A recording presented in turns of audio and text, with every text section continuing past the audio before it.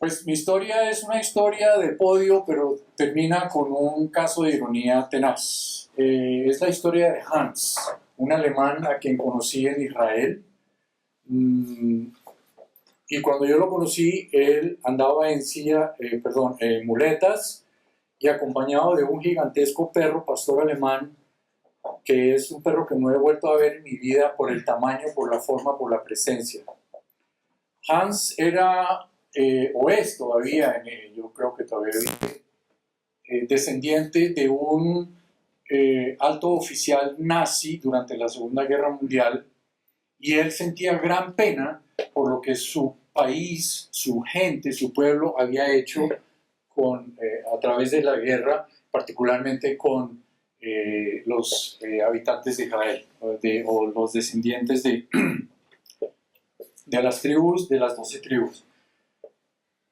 Entonces Hans se montó en un barco en el Pireo, en Atenas, llegó a Haifa, y en ese entonces Israel no tenía convenio político con Alemania, ellos no tenían nada que ver con los alemanes.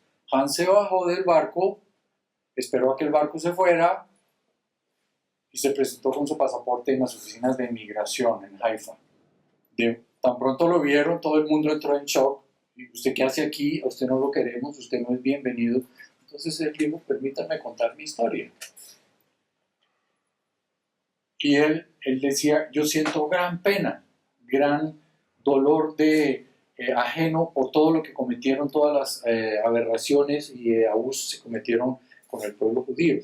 Y quiero venir a expiar haciendo lo que sea. Si ustedes me ponen aquí a limpiar calles, yo voy a limpiar calles y me quiero quedar a vivir en Israel toda mi vida. Dijeron, no, aquí de todas maneras las reglas son así. Entonces él hizo huelga de hambre en la oficina de inmigración y al tercer día le permitieron al único personaje que entonces que no podía hacerlo, entrar a vivir a Israel. Y le dijeron, muy bien, usted puede ir a trabajar, a vivir en lo que se llaman las comunas agrícolas que están repartidas a través de todo el país. Algunos de ustedes quizás han oído hablar de ellas, se llaman los kibbutz. Son maravillosos ejemplos de lo que todo el mundo debería ser, no lo que estamos viviendo aquí. Como por ejemplo,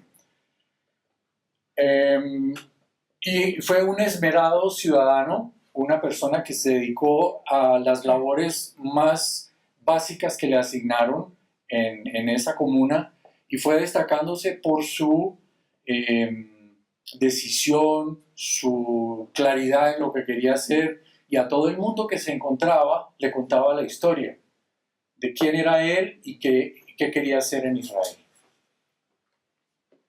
Hasta el punto en que un día, 3 años después, se presentó como voluntario para el ejército de Israel.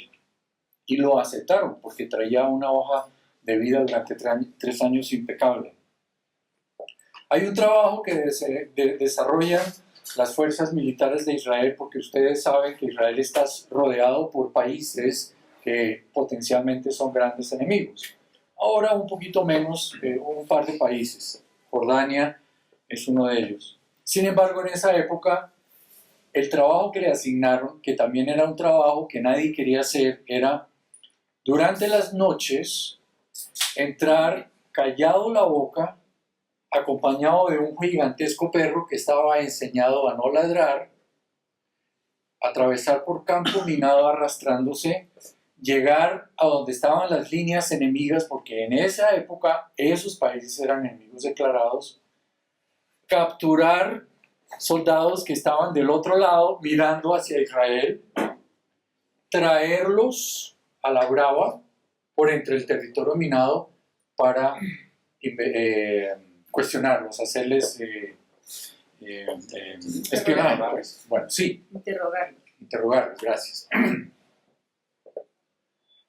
El perro estaba entrenado para matar.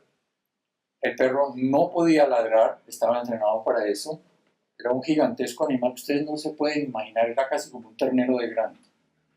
Pues Hans iba con ese perro todas las noches y algunas veces, muy pocas, lograba coger un soldado jordano y a las malas traérselo por entre el campo minado para ser interrogado en Israel. Bueno, uno diría, el hombre araña, Superman, bueno, qué maravilla de historia.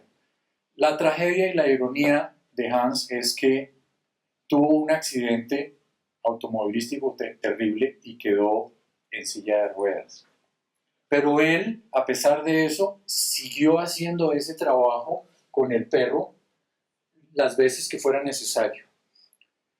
Fue un ejemplo para muchísimas de las personas que tuvimos contacto con él, pero en particular a mí me impactó el podio que ese hombre se había ganado por su voluntad de resarcir los daños que sus antepasados habían causado a una gente que él nunca había conocido ni de la que nadie tenía, él particularmente no tenía ninguna relación.